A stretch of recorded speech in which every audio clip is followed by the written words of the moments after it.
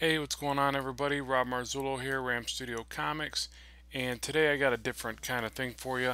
I'm actually going to draw uh, kind of some storyboard artwork. I'm working on some of the stuff for portfolios and stuff to show what I can do with like commercial stuff and hopefully work in the storyboarding realm of creating art. Um, it's not quite comics, but it's very similar, and it's a very cool thing to do, and it's a great way to strengthen your comic drawing because in all reality, it's kind of a very comic related thing. That's why you see so many movies, I think, coming from comics. You know, really, they got all the storyboards done. They still redraw them and re-envision the story, but what I'm going to do here is uh, is draw a typical kind of scene. This one's going to be a little kid pouring a bowl of delicious cereal. So, you know, if you're just into comic stuff, this may not be your cup of tea or whatever, but it's still going to have the same basic structuring. I'm going to try to go for a slightly more realistic depiction, but the idea, the concept is all the same, where you, like right now I'm doing the thumbnail, okay? So, and this is real time, so it's gonna be slow, but I'm gonna explain things through the bit of this, the process of it, so you'll learn some things. If you're an up and coming artist trying to learn some techniques, I can explain some of this to you. And also, I don't know, to me it's fun to watch this stuff because you get to, I have no plan is what I'm doing here, other than obviously you can look at reference and come up with a little kid pouring cereal. I mean, you're going to see that all over the place. You see it on every few commercials. You're going to see something like that. So there's a lot of reference as far as that goes. But I'm just kind of feeling this out, So I'll thumbnail it, and generally what you do is you would thumbnail the idea first. And forgive me because this looks like a little old man at this point, but I'm just trying to get the rough down. But you generally would, and actually their shoulders as a little guy come in a lot closer, like this. They got a lot bigger head to their shoulder. So if you ever mess around with drawing kids, you start noticing things like that. And I just had a new little guy to the family, my first boy. Uh, so I'm definitely taking note of how big his head is to his little shoulders, his little body. It's pretty funny. He's still to the point where it's hard for him to move it around, so it's pretty hilarious. But he's getting there. He's growing strong, strong like I'm dad. But so at any rate, I'm kind of envisioning that the kid has, like, this is a heavy lift into him. I always thought that was funny about the commercials that, like, you know when they're lifting the milk jug, or usually they do it like in a glass container, even though I don't know, hardly anybody uses those anymore. But it's always like this heavy lifting job for the kid. It's such a big feat that he's accomplished to make his own bowl of cereal, because lifting this sucker is just a lot of work for him. So I'll do it in the old glass container with the big handle up to one side, and I'll make it look like he's kind of has to lean into it to hold that sucker up, kind of counterbalances his body weight a little bit. And what I'm using here to do this is Adobe Photoshop. A lot of these drawing softwares have a lot of the same tools. I kind of touch on that when I talk about this stuff in my other videos. But, like something like that is really great to do things on the fly. You'll see I'll do that a lot as I progress through this. I select and rotate and move things and resize them, and that's kind of one of my favorite things to do with these drawing applications. I really love the ability to do that, because if I wanted to do that traditionally, as I was drawing this stuff, I'd have to erase a bunch of pencil lines, or I'd have to break out another piece of paper and go to the light table. And one of the cool things about digital is you can just fly through that portion of it. So yeah, and actually this thumbnail should be going a little bit quicker, so let me try to speed this up a bit, because a thumbnail is just that. It's not finished line work. It's just a quick representation of what's going to happen in the scene. And what happens with storyboards and different things that the directors use, or the reason storyboards are around and things like that, is the directors use these to convey the message to all the other people that are working on the set. It's kind of like this blueprint for the commercial or the movie or the game or whatever. So they're very important to do. And I think a lot of artists just kind of, they want to get into comics, they want to get into video games, or movies, and those are the ones that they think about, but they never think about the different aspects of each, like storyboarding. Storyboarding is actually in all of them, or you can just freelance and do them for anybody and any project. But it's a very important thing to do because it saves the production team countless hours and money, and so it's a very neat thing, and it's a very effective thing. Um, and us as artists, we gotta really compete in that market, not let it go to anything that's less artistic, like somebody say just, I don't know, grabbing photos and throwing filters on them. That's kind of the little scam that's that people do to take that out of the artist's hands or whatever. And then there's another thing that's kind of trying to make headway, but I don't think it's going to take off. But it's like just people using softwares like Poser and different things to kind of get around it. I think I don't know the names, I'm sorry about that, but I don't plan on promoting it, so I guess it's good I don't know the names. But it's just ways for them to get around the actual artist doing the work.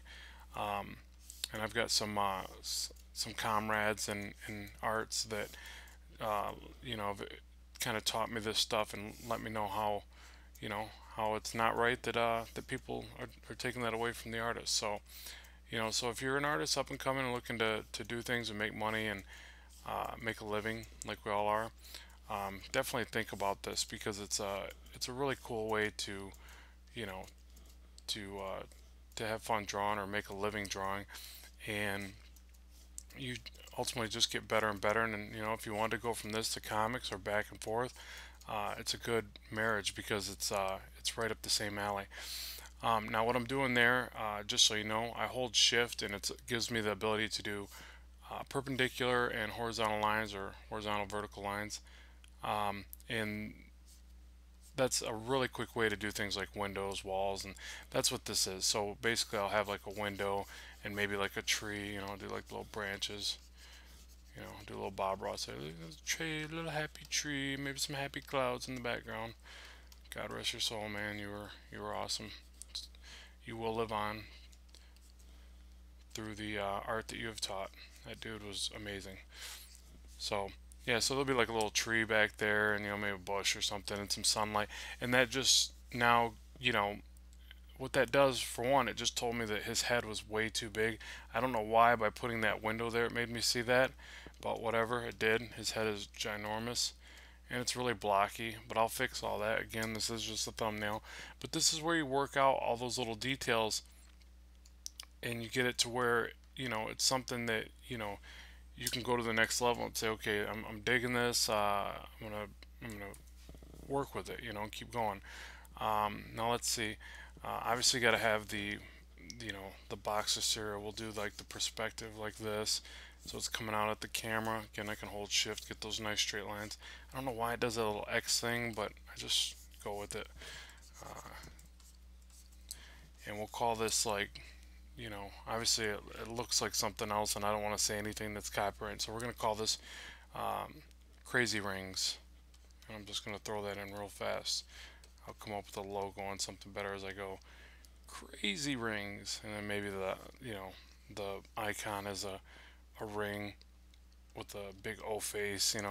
He's crazy. He's got the O face. Oh, oh, oh. There we go. Crazy rings. All right, so whatever. Maybe just stick figure cereal dude or something. I'll make that better. Sorry. And over here, you have like the list of why it's not good for you. It's like 000, and then sugar's like 800,000 grams or something. Okay, sorry, I'm deviating there. But so, and then let's see, would the box be open? Yeah, he just busted it open, poured it out, so maybe the box is open. I don't know, it seems like in the commercials though they're never open. Something I would have to look at. I don't think it would be, to tell you the truth. Seems like they always manage to close themselves. And you know the kid didn't do it because kids are messy and he's all focused on the cereal. He's not focused on cleaning up his mess yet.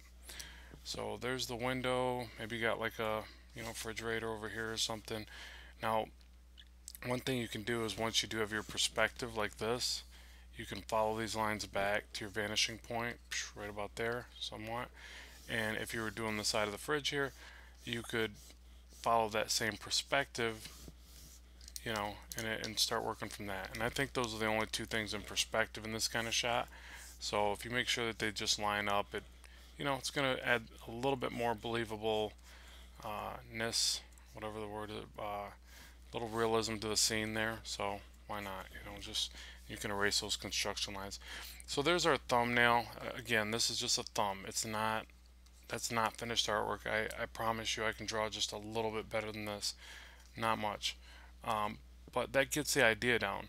So, and then maybe, you need a spoon to eat the cereal, so that's sitting off to the side. I suck at drawing things like, little basic things like a spoon. I should probably just like get reference. And then, what else? You could do like a bowl of fruit over here. You might see something like that, and maybe just do half of it. That way, the details in the scene start to fade out. So you got like, banana and an apple, some grapes or whatever. Just boom, you just got a little bit of fruit over there.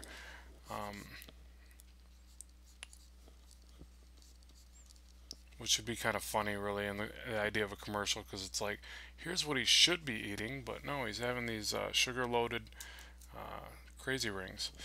Okay, so there's our thumbnail. Now, cool thing with something like Photoshop, I just do, what is it, under layer style, uh, color overlay, right? Where's it at? Color overlay. Little bit of knowledge coming your way, everybody. Turn that to like a nice soft blue or something. It reminds me of non-photo blue. Oh, make sure I'm on color mode. Always helps. Don't flatten. And try that again. Color overlay. Nice non-photo blue kind of look. Just something that still has the lines there, but I can discern a little bit easier now. Put another layer over top. Okay, so now the point is to come in and tighten up these lines. And I'm actually going to go for more of a kind of a painterly look, which I'll get to that in a bit. But I want to get a little bit more tight line before I get started. Mainly because I'm more of a, I had more of a comic book background, so I'm very line oriented. I just I don't know. I always want to sketch something out real heavily before I go to paint it or whatever. And where a lot of guys would probably even just paint right over that thumbnail right there, or they would not draw it at all. I've seen like some guys just go right to painting, which is kind of crazy to me. Like I can't really do that too well yet.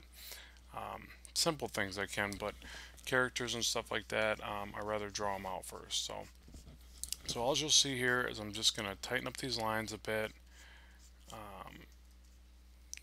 I use the bracket keys on my keyboard to change my brush size as I'm going around, so I can get like a thinner, kind of sketchier lines, all the way up to a thicker shadowing brush or whatever.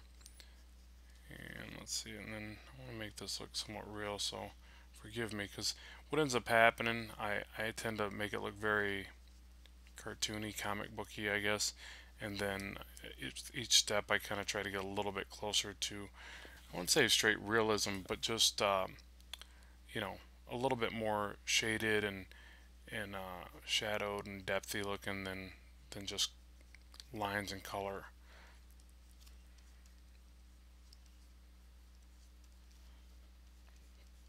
Which really I'm not adding much to this at this point, so forgive me. I might start designating my light source, things like that. Maybe this is clear and you can see the milk in there flowing out. Maybe something like that'll work. A few more specular highlights around this sucker. Alright, and then start figuring out what kind of clothing he's wearing. He's wearing a little t-shirt. You gotta have all the wrinkles in there. It's probably 6 sizes too big for him.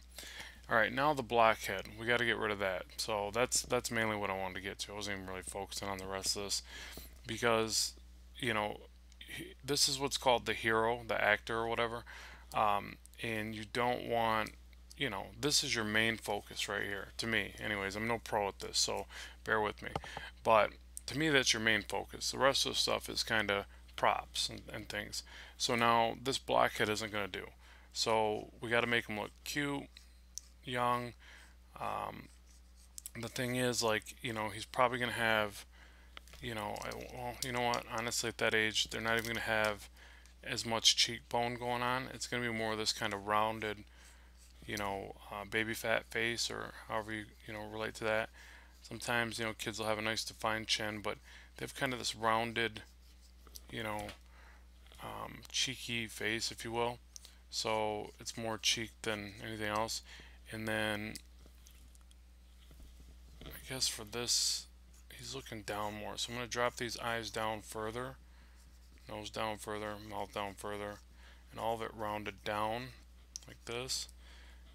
And that should look a little bit better. Let's see what we get. You know, you want him kind of smiling because he's getting ready to grub, and you know, all us guys, when we get ready to eat, we're just happy. Just happy. So he's like just looking down at that cereal like, oh yeah, me and you cereal right now. Alright, little button nose kinda, and I always, forgive me, my noses always look horrible until I get right down to them. I just hate drawing noses. And way that I've been doing eyes lately is I'll actually fill in the whole eye like this, and then I'll come back and fill in the pupil. I don't know why, it just they started coming out a little bit better for me when I did that. So, you know, always, one of my recommendations when you're drawing stuff, always try different ways to execute your drawings. You'd be amazed that just by changing something up, you can really make a leap or a bound in your art style. I don't know why that is. I think it's because we get such in the habit of looking at something one particular way that when you make yourself re-envision it in another way, it kind of unwraps the gift. It kind of, what's the way I want to put that? It opens the door that you didn't see before or something like that. So just, you know, just FYI if you want to try it, but try to like think outside of the box and come up with something totally new and different in a way that you would have did something before. And if you see yourself doing something over and over again, habitually, but you're still not, you know, in love with it, I guess just try to reinvent it, try something else, and you'll be amazed. Like it really helps with art. Like right now when I'm doing this hair, I'm in the habit a lot of times of tracing around the head, and it looks too forced, you know. So then I'll come inside and I'll start doing what I'm doing here, where I kind of think that I'm like texturing his hair and trying to find a pattern, if you will, like some kind of pattern that looks cool. I want his hair to be a little bit messy, so that's when I start coming out here and changing that, you know, rounded shape. Because, you know, if I was to pan back, it just looks like I did this around the head with the hair, and that's, you know, that's boring. That's not correct. So I'll start drawing these little flicks in here and trying to, you know, change that shape, you know, because that, to me, that's going to be more realistic to what hair is going to do. And even this bit up here, I don't know if it's because I left too much opening in the forehead, or it looks like he just has this funky cut across the face there. I'll erase that, and now what I'll do is I'll say, okay, what if I brought that up? It's not parted, but you see like a break, and then a big flap of the hair coming down like this, and a flip up here, so he's got some, you know, a little bit of curls going, and I just kind of, you know, change it up and rethink it. Now, even though that wasn't a really good example how you'd rethink something, but I try to attack it a couple different ways, so that something sticks and I go, alright, that works, and I can move on. So I don't know if that made any sense, but I'm trying, guys. That's all I can do. Alright, some little laugh lines. Again, he's smiling, he's happy. Okay, he's got his ears pierced, right? No, that wouldn't be cool. Not at that age. Couple more years, buddy. Yeah, right. Never letting my kid do it. Ever. Ever. Okay, so now for the cereal, the bowl. It's real easy. You can watch one of my videos, 6 easy steps on how to make a bowl. No, I'm just kidding. If you can't draw a bowl, you have no business watching these videos. You might want to pick up another profession.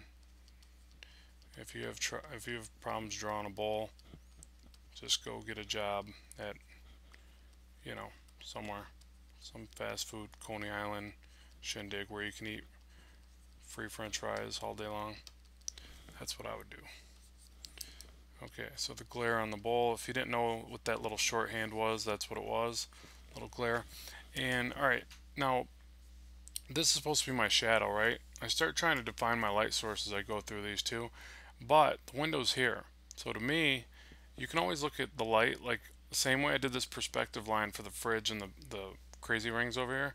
You could take this and do perspectively like that, and that's your light source. So depending on the way it's coming in through the window, but so you pretty much should be able to take that, draw an oval over here,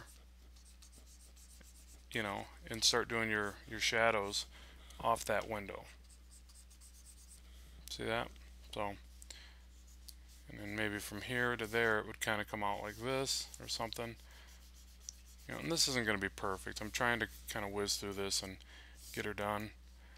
This is already going to be somewhat of a long video for the comparably to the ones that I typically do, but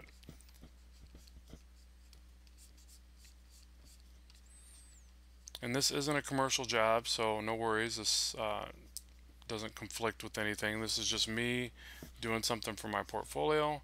Hopefully at some point it will land me some commercial work, but this is just a portfolio piece. So anybody out there, if they're wondering, I just figured I'd clear that up. It's not me actually working on a job and maybe it's some commercial thing that I'm advertising.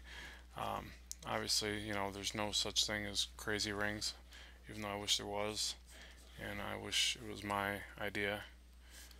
Well, it'd be awesome to be rich off inventing a cereal.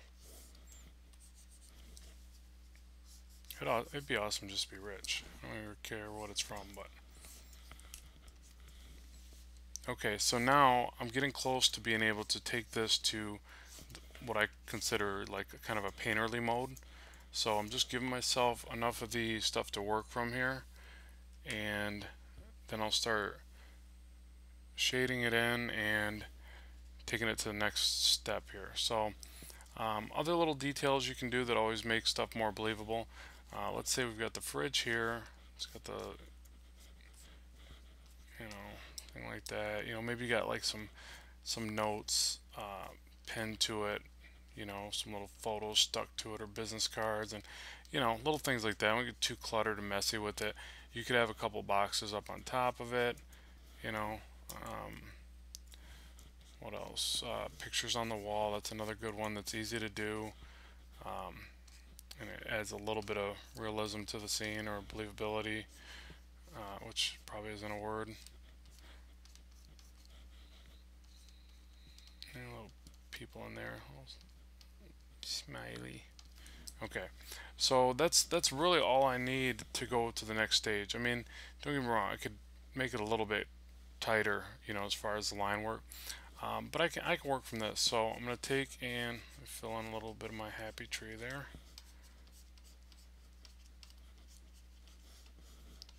Little bush. All right, so there's that. So now I'll take it to the next stage. Kind of fill in the font here a little bit better. Oops.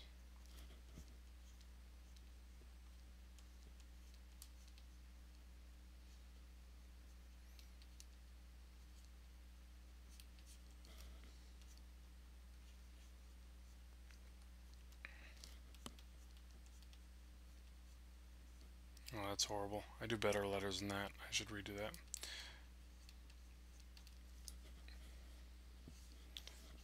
I'm actually digging the, not the stick figure body, but the old face crazy ring guy. I like that. Give him some little ears. No. And then maybe like he's flying through the air like that. He's got the mad face. Dun dun dun. Alright. At any rate, maybe some information there. I don't know what's on the side of the box, but a little bit of stuff there. Okay, so now for the next stage. And sorry this is getting a little lengthy, guys. I don't know any other way to do this. I didn't want to speed do it. I wanted to show you like the process in the real time, and that way you know what you're up against if you're trying to do this stuff or whatever.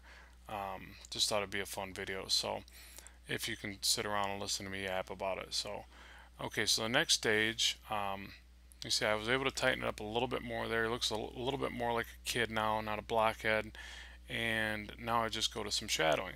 So what I'm going to do is I'll create another layer, even though I really don't have to, but I like to. I like to make enough layers where I get confused by the end of the drawing. That's my goal. So okay, so now I take this brush, I'll turn the opacity down, something real light, and I'll kind of just start thinking of it like I'm throwing in some marker lines. I'm going to turn it down even further actually. Alright, so I'm coming in here, I'm dropping in some grayscale or whatever.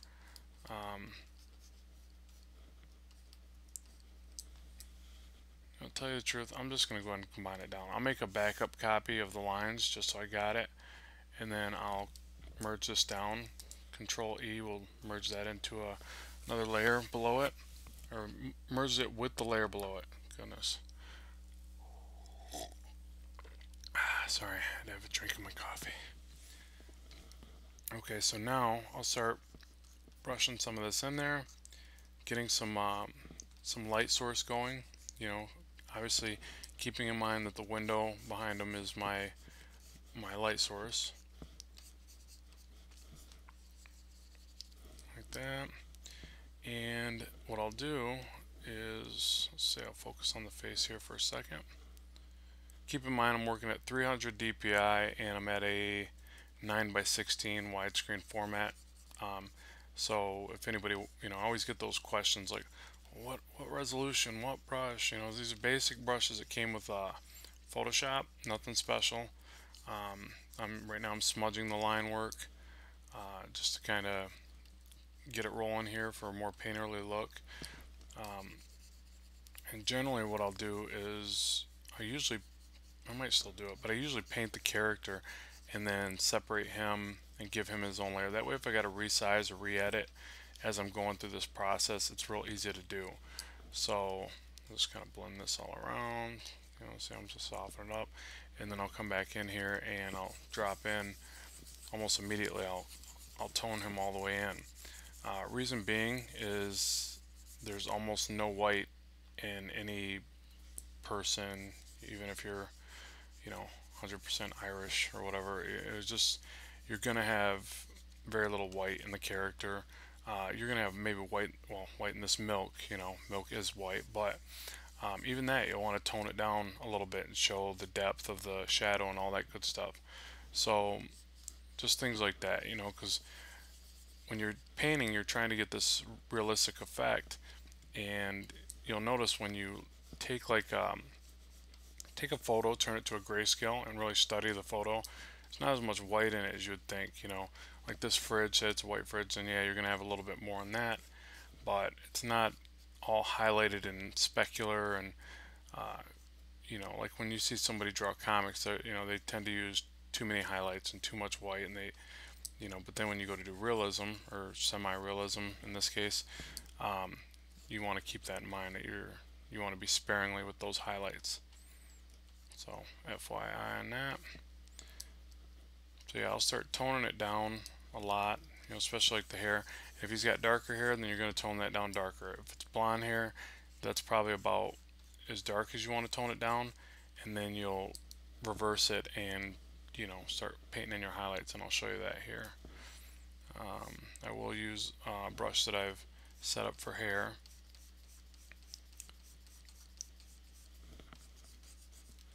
And that's the Photoshop standard brush. You can see what it looks like there, and it's just turning on turning off shape dynamics and just turning on transfer.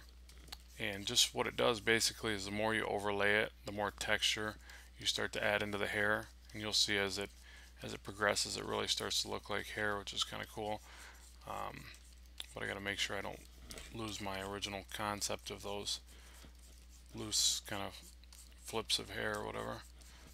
So you just kind of scribble it in there, get a little bit messy because you're just going to do a few stages to get this, you know, where you want it. So like that. See, I'm just kind of throwing it up, you know, here and there until I start getting the forms that I'm looking for. And then what I tend to do is I'll take it out there. I'll tend to smudge it, but then I'll even use a lot of times I'll use that same brush to smudge, just to kind of keep that texture building in there.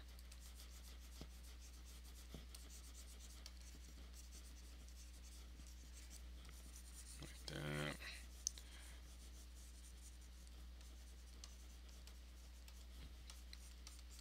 that. Okay. And the other thing is to constantly change the size of the brush and then bounce back and forth from white for the highlights. And the thing I've noticed is with the white, like to turn it down even further, but I'll go ahead and leave it on when I got it on 22% opacity right now. I always turn the opacity down pretty far when I'm working on stuff like this because, like I said, I'm trying to find shapes in there. So if I got it all the way up to say 100%, it's not going to give me that ability to back and forth and find something. I'm just going to be like all or nothing. So by turning the transfer on and then turning the opacity down and variously turning up your brush size up and down, you can kind of get, you know, a little bit of texturing going on and figure it out. So like that. I'll pan back. Yeah, it's getting there. I'm not going for extreme realism on this one. I do got to kind of try to keep some speed in mind too.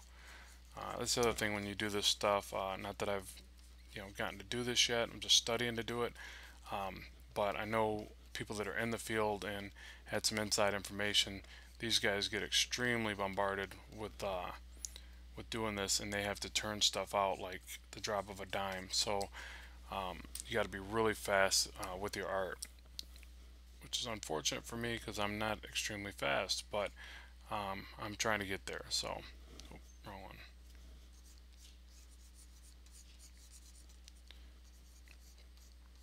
Oh, yeah, that's the wrong brush. I like a little bit of smoothing when I blend. Here we go.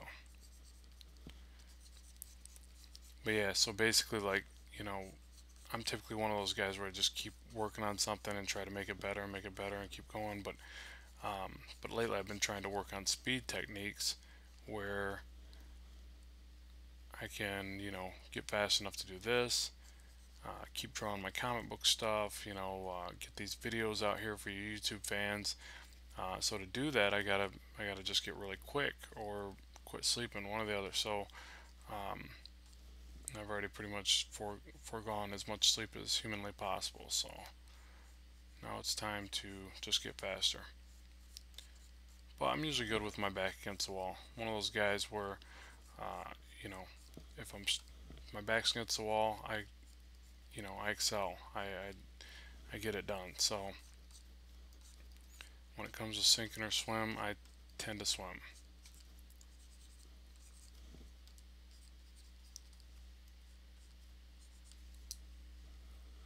Okay, so now let's tone this down even further. Brush again. Where are we at? Where's my favorite one? Right there. Chalk brush. Oh, too dark.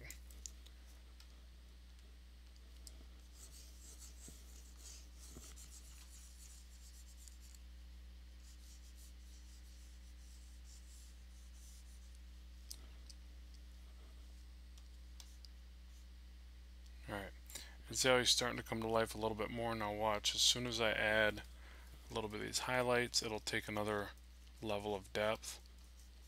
Will start to come out. Which, forgive me because I'm not the greatest in knowing my lighting, trying to get better at that. I just go for the basic stuff, like, say there's another light in this room, it's overhead, it's hitting off, his forehead, his cheeks, top of his lips here, upper part of the mouth. The nose will be one of the brightest spots. It kind of lends to a kind of animated, look. So I do like to mix it a little bit, I don't want it to be, straight realism. And then maybe a little bit of bounced light on the side of the cheek here, or maybe kind of hitting from that window. Now because of that window, there'll definitely be a pretty strong light source right here on the side of the back of the head, catching those flips of hair, back of the ear, stuff like that.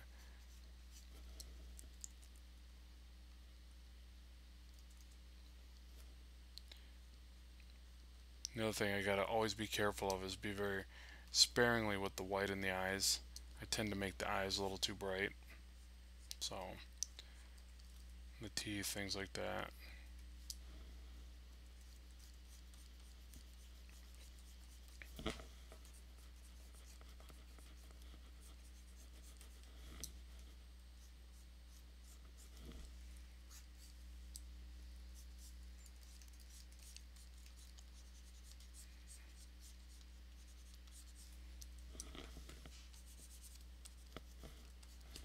Okay, so let's pan back again.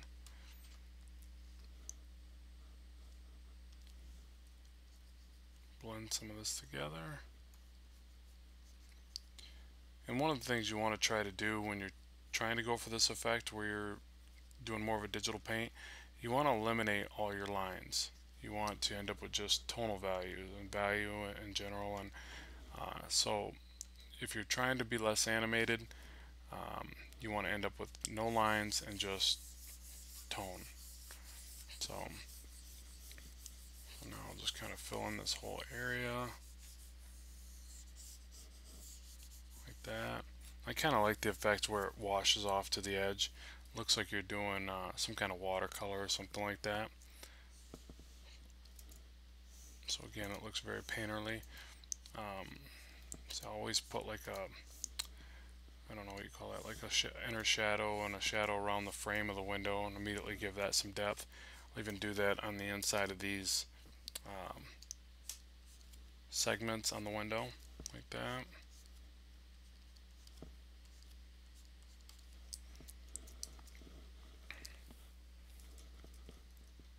Okay, in the bowl, I'll use that as my actual highlight. There's our shadow.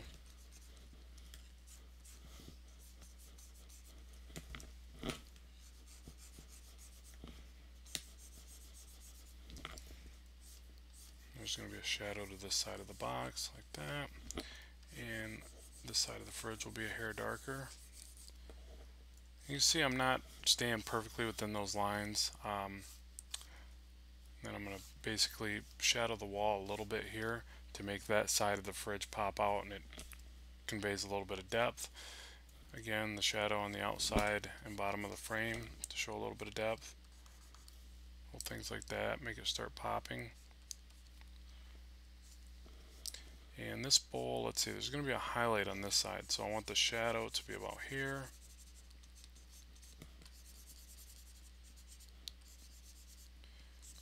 And what's good, obviously photo reference is great for this kind of stuff, but also just, go grab a bowl from the kitchen, set it up, and then study the way the light hits it.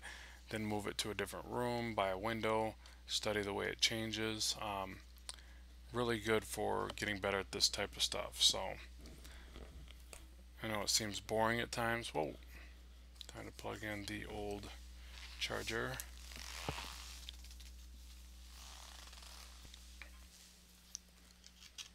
Sorry about that, people. Just one sec. There we go. Gotta keep the power going. Okay, so alright, Alright, so I'm going to focus back into the dude here, the little guy, which he's our main aspect of this. Oh, the other thing is his hand looks entirely way too big. I don't know why I noticed stuff like this after I've already got a lot of this filled in, but at least I noticed it. And I'm sure you're looking at other stuff right now and going, well, God, how come you didn't notice the whatever in the background? It's really crazy looking. But, you know, there's certain things that my eye picks up on. There's other things that people end up telling me about. And then there's always the case of where I draw something and then I go back and look at it in a few months and I'm like, my God, what was I thinking? But, you know, I kind of appreciate that because it means that I do eventually see it. I wish I would have seen it right when I was working on it, and maybe I'd be a better artist because of it, but I do eventually see it, which is a good thing, and I can just go from there and try to make it better.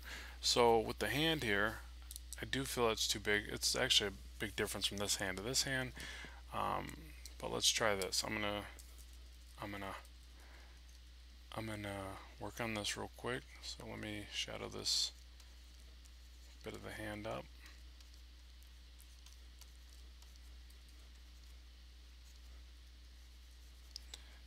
And the reason I'm doing that is I kind of want to look at this a little bit further as I'm toning it, shadowing it, and seeing if it's which one, you know, is going to work better for me. Yeah, I think that's more correct. The little hand up here. So what I'm going to do is take the old Photoshop cheat here. Alright, what I do is Control C, Control V. Oh shoot, no, hold on. Control Z. Why? Let me think here. Let me add a layer, put it beneath this, make it white. Since I didn't end up going with piecing this out, Control D is deselect. Paint that, oh, wrong one. Paint that white there, and then merge this down. Control E, there we go. Okay, so now when I grab it, it's not going to overlay darker because there's a white flood layer behind it. And then Control T will allow me to resize the hand. You know, I don't want a lot smaller, just right about there. Just want a touch more aligned with the other hand. That's about right. I don't think it was too far off. And again, if it looks a little bit more animated, so be it. I'm not going for an entirely accurate, you know, photoreal look. If I was going for photoreal, I'd have photos off to the side and I'd be trying to paint right from them. I'm not. I'm just basically doing this one out of the old brain box, which my brain box is pretty beat up, so forgive me if this doesn't look very cool. And whatever your perception of cool is, I think it looks freaking awesome. But that's why I'm drawing it, because I like it. And I think I'm really good at this. And my mom told me I was. So, at any rate. So I'm just keep shading this up. Now, I'm going to take and add some dark back into this line work a little bit. Not totally black, but just a little bit to make him pop a touch more, even though I just spent all that time fading it out. Almost seems like my brush isn't set right. Let me check something real quick. Oh, that's where it's supposed to be. Turn the opacity down even further. Yeah, let me just try to shadow him out some more. Just not, it's not popping enough for me. Like, I'm still very light into the shading process of this, but it should be jumping a little bit more at this point. So, just trying to see what I got wrong here. Another thing to always keep in mind when doing this, like little things like this. So here's an arm, here's where the kid's shirt is, and the table right here, right? So you want to drop a shadow in right here on that shirt, however, you know, you want to do it. If you want to do it like that, or shadow the whole thing, I'll probably just shadow like that. So now it separates and it makes that arm jump up a little bit more. and even a little bit of that right here, and then round that out, something like that. And you see I started to add like this little bounce light onto the shoulder, or maybe there's another light source off to the right, right of us, left of him.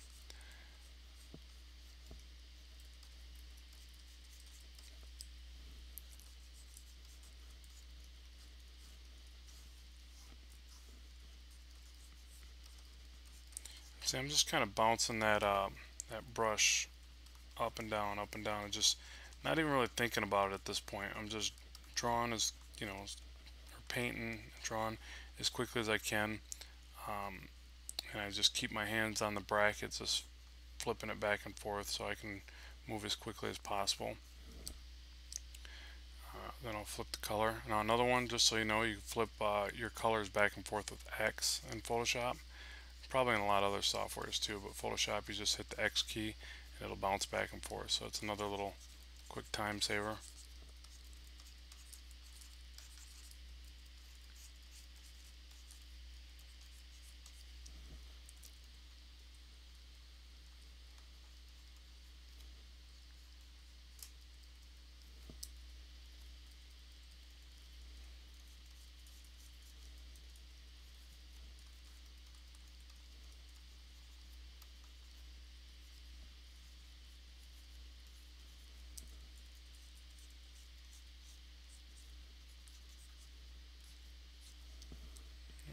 Do a little more smudging.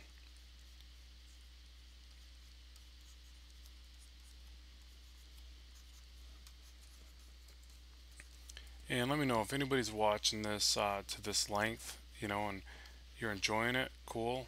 If you're not, also tell me what I could have did to make it better and more enjoyable or more informative. Any of those things, all the above.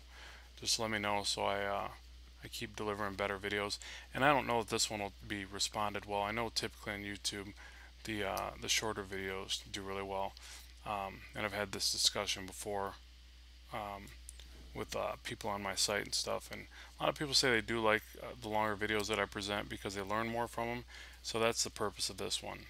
I know that this is a bit of a bear, and we're on like 47 minutes, so I'm gonna wrap it up here in a bit. I just want to give you a little bit more detail, and then I could probably finish the rest off off camera here or whatever, and you can see the finished deal. But I think hopefully giving you enough to work from on your own, where you can, take something like this and, go from here and do your own thing and, see what you come up with. Let's see. Other little things you can do is texturing. Like I can do like these little, kind of just ripple the brush back and forth, and I get like this wood grain kind of look. It's real quick and effective if you want to add a little bit of texturing in there on different things. Same thing, you could do that with the tree out through the window here. That rippling, moving the pencil back and forth and just giving a little bit of texture.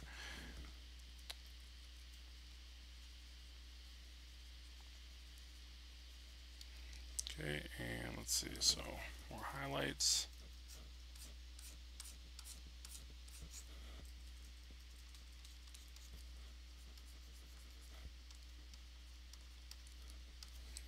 Alright, I'm going to turn that up a bit because I want to really see the highlights for a second.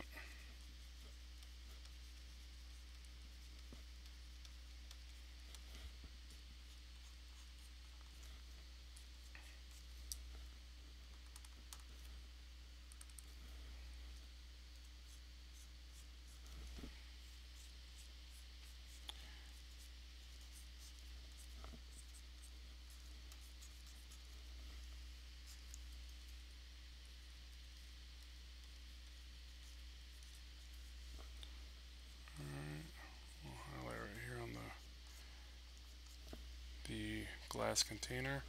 And that's another thing too, is like look at a glass jug or a glass bowl or something like that, and you're gonna see all these kind of like little bouncy specular lights like that. In fact, I'll probably turn this way up now and draw those in there. that.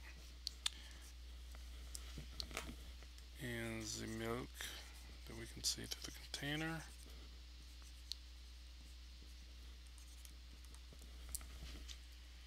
Something like that.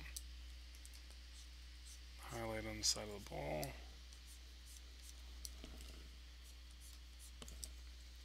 And see how just by adding that little bit of white, it makes it really pop.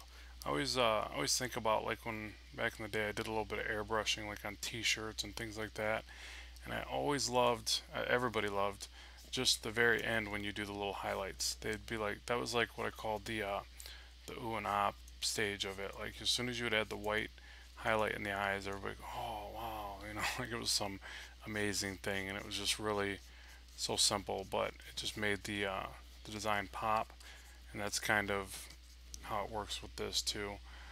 Um, the other thing, let me get a little bit in here.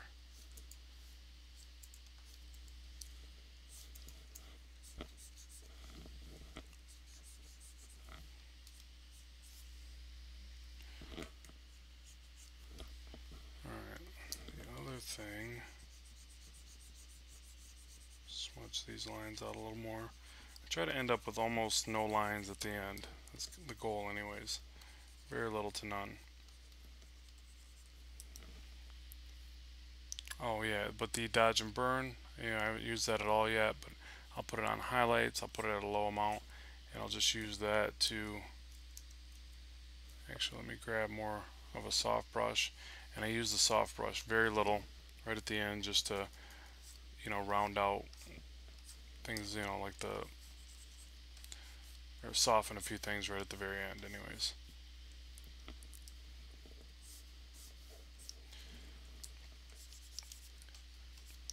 And then whatever you're trying to focus or put the eye to, you can use the highlights for that. Obviously, like, you know, if this crazy rings was the sales pitch, then, you know, maybe brighten up. You see how I just hit it right there where the logo and the branding would be. That's always good good marketing, so it would make sense for the drawing. And we just try to get this lettering just a hair better. I usually like doing lettering, so it bothers me when I do really cheesy lettering like that.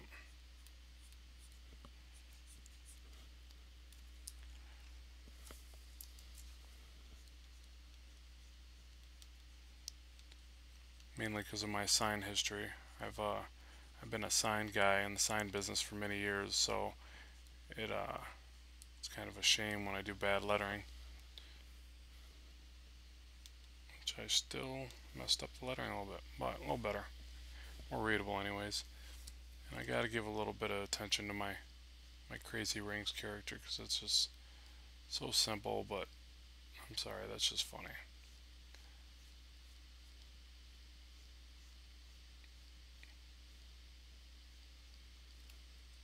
Like, literally makes me want to go out and invent a cereal now. Alright, a few more lines, even though I said we try to get rid of those, but just to make that box stand out a little bit more. You know, and like when you're doing foreshortening in comics, or even in this kind of drawing, the darker lines or the thicker lines are going to signify that it's closer to the viewer. So I don't know if it works that way in digital paint, but we'll just assume that it does.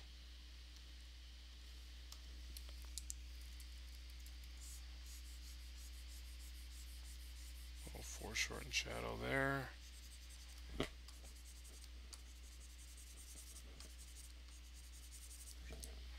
Like that.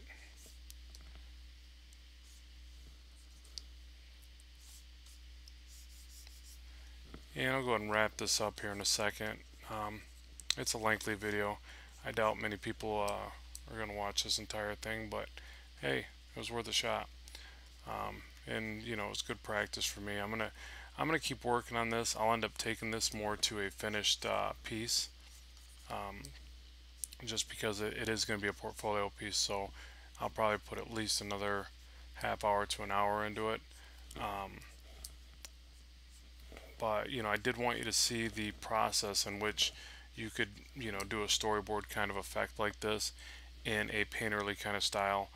A lot of guys could, I'm sure do a lot better and make it a lot more realistic and all that jazz. But for what I do, and for for the time frame in which I do it and things like that, I'm so happy with this. I mean, I wouldn't say it's great, but it does convey the message. It does get across the marketing that I was, trying to put into it, and for a reasonable amount of time. I mean, not, you know, if I put a few hours into this, I'm sure I could really make it sing and stand out. So yeah, if you want, be sure to subscribe, like, share the videos, all that grand stuff would be awesome. And then I'll be sure to post this in a finished format onto my DeviantArt page. So you can find that on DeviantArt, Ram Studios 1, or just type in Robert Marzullo. And be sure to like us on Facebook if you don't mind, Ram Studio Comics. And check out the Blackstone Eternal comic and support it if you want to get some independent comic and see the little guy come up. That would be me. Hopefully I come up. If not, I'll just keep doing it because I love it, so it doesn't matter. But yeah, thanks very much for watching, and be sure to check out the finished rendition and see what you think. Take care of yourself, keep drawing, and keep having fun. Bye bye.